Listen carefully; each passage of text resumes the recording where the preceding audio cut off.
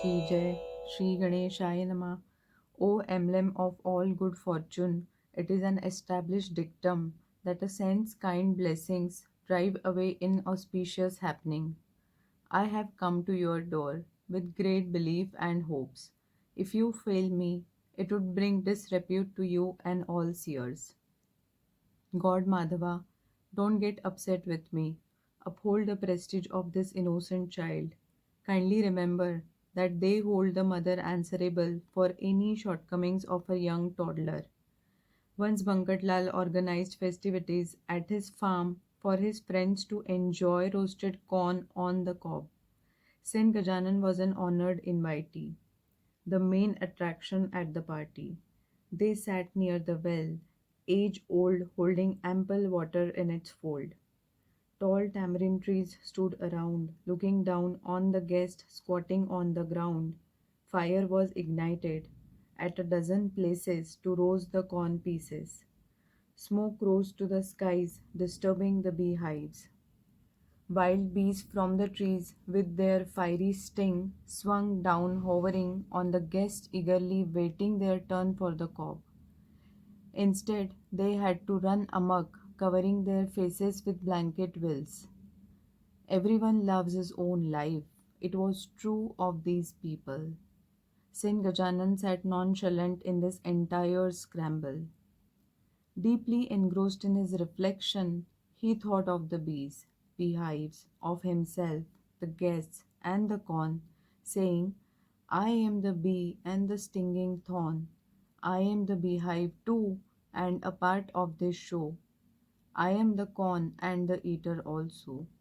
All this is part of the cosmic entity wherever in the universe you go. The bees converged on him and covered him like a blanket.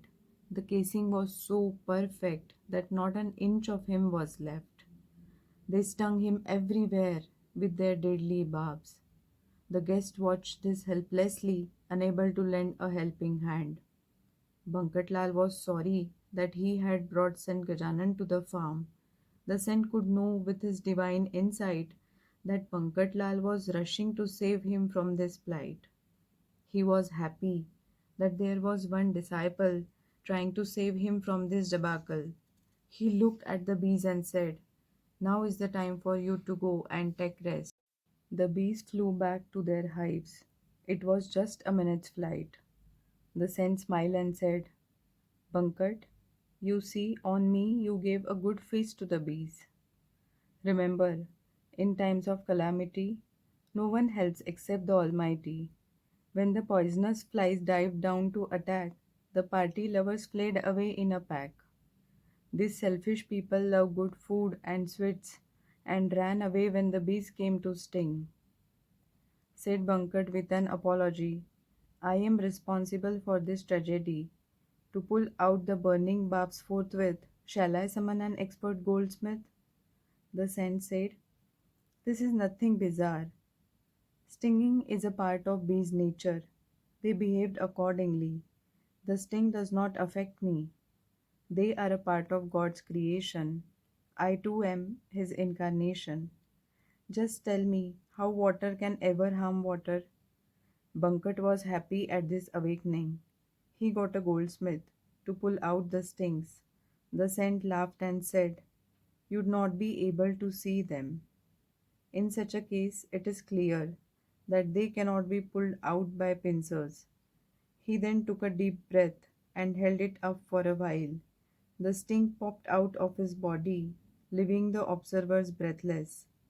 They were glad to realize the greatness of Gajanan, the majestic saint.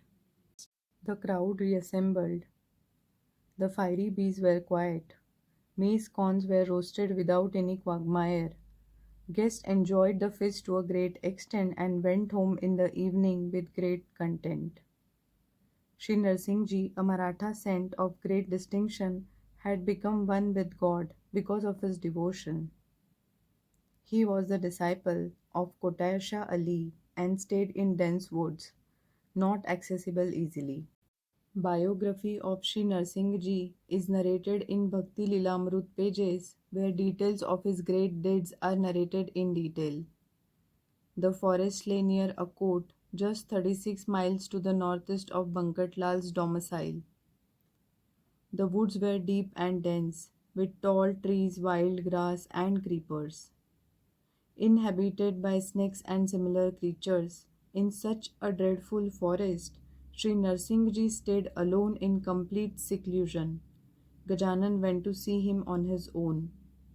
Water merges with water, like things mix with each other, unlike things don't do it ever. Looking at Sri Gajanan, Narsingji was happy beyond depiction. One was Hari, the other was Har, one was Rama, the other Murlidhar, one was sage Vasishtha, other Parashar, one the banks of Ganges, other Godavari, one Kohinoor, other Kaustubmani, one Vainateya, other son of Anjani. When they met, they were very happy. They sat next to each other and exchanged experiences. Said the saint to Narsinga, in picking family life, you did well. Renouncing that I followed the path of yoga to know the ultimate reality, Brahma. The path of yoga has many strange things, incomprehensible to human beings. To hide them, on many occasions I behave like a crazy person. There are three paths to ultimate reality: action, devotion, and yogic ability. Apparently, they look as three different paths, but in reality, they have the same goal. Yoga is separation of activities of body, mind, and will, so that the self may realize its distinction from them and attain liberation. If a yogi feels proud of his path, he will remain away from the ultimate fact. When you take up the yogic path, remain detached like a drop of water on a lotus leaf to understand the principle behind it. If you accept family life, be like a pebble in the river, remaining wet all the while, yet not soaking up a drop of water. Remain free from expectations with complete concentration on the master of this creation, then nothing is impossible. You, I, and God are one. The people around are not different. Such should be your behavior if you pick this as your option. With great modesty, said Sri Narsingji, I am grateful to you for meeting me. Prapanch, this business of life, is very much unreal like the shadow at noontime. I will follow your kind counsel. Please come to me again and again. Everything is predestined in this world, yet we have to perform our duty as well, as is prescribed by the Almighty. I request you come here again. As the younger brother, it would be my gain. I will await you like Bharat at Nandigram waiting for his brother Sri Ram. With your yogic power, it is easy for you to be here without touching your feet anywhere. You can travel anywhere you like. The three worlds to you are all alike. With great affection, they discussed various points of importance over and over. This is the way real saints behave, while hypocrites fight and rave. Don't select them as a guru ever. They breed greed. Be aware. They don't have any powers to guide a shattered boat to the pier. They do gather a lot of publicity. Shun them with prudence and discrimination. Setting up a monastery or composing poetry do not raise a man to sainthood. It needs knowledge and a selfless mood. Can anyone accept gold plated brass as a real piece of gold? Can anyone take a woman of disrepute to be the queen of his household? Good consciousness and good outlook stay with one who rejects a crook. The two saints who met were real and rare. News went round to Akot about their meeting there, like the confluence of Godavari and Bhagirathi river. With flowers and coconuts, they rushed to the forest. By the time they were there, Saint Gajanan had already left, with the kind permission of Saint Narsingh Ji, disappointing the devotees of Akot and thereabouts. In one of his wanderings with his followers, Sri Gajanan reached a town called Shivar on the banks of Chandrabhaga near Daryapur, Vidarbha, not of Pandharpur, adobe of God Vithoba. Herein lived a learned Brahmin with Rajabhushan as his name. He had mastered 4 languages and was famous all over the place.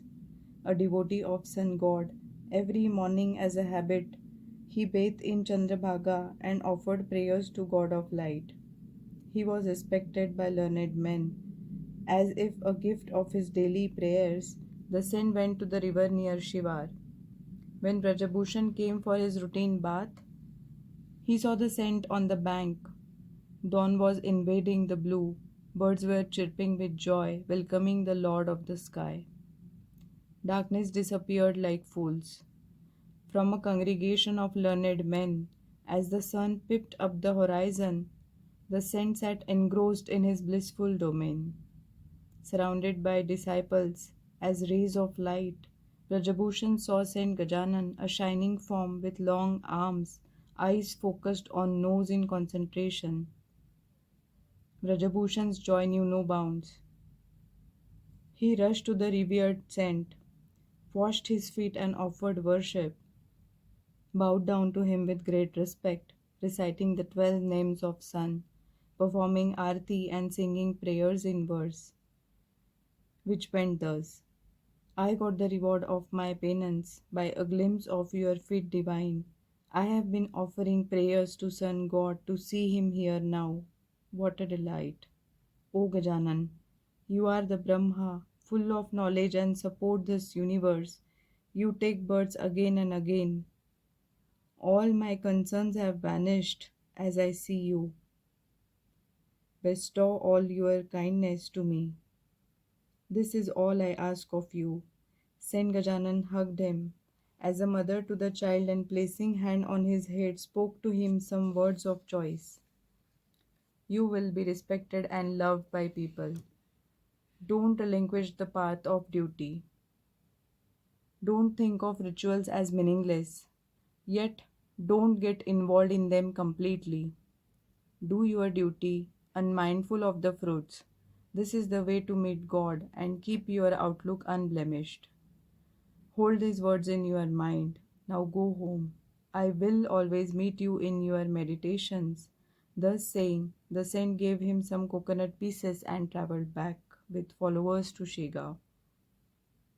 Shega was Shivgaon formerly, but in due course changed its name, which eventually stayed. 17 Patils lived in this place. The saint returned to Shega, but not for long. He visited many places as he moved along. Summer passed by. It was Shravan, month of rain and festivals. Annual celebrations were on at Hanuman temple. Families of Patils, all devotees gathered under the temple's canopy. Patil being a powerful authority, people cooperated in all his activity. This month-long function had all religious aspects, abhishek, prayers and feasts, for devotees to their heart's content. Khandu Patil, a noble person, was the leader of the function. Authority is like a tiger's skin and becomes terror to people and kin. Yet people united achieve a lot, which a king alone cannot. The saint came to the temple to attend festivals in Shravan. He said to Bankatlal, now here, from now, I will be staying here. Hope you don't mind this choice. Seers don't live in a friend's house.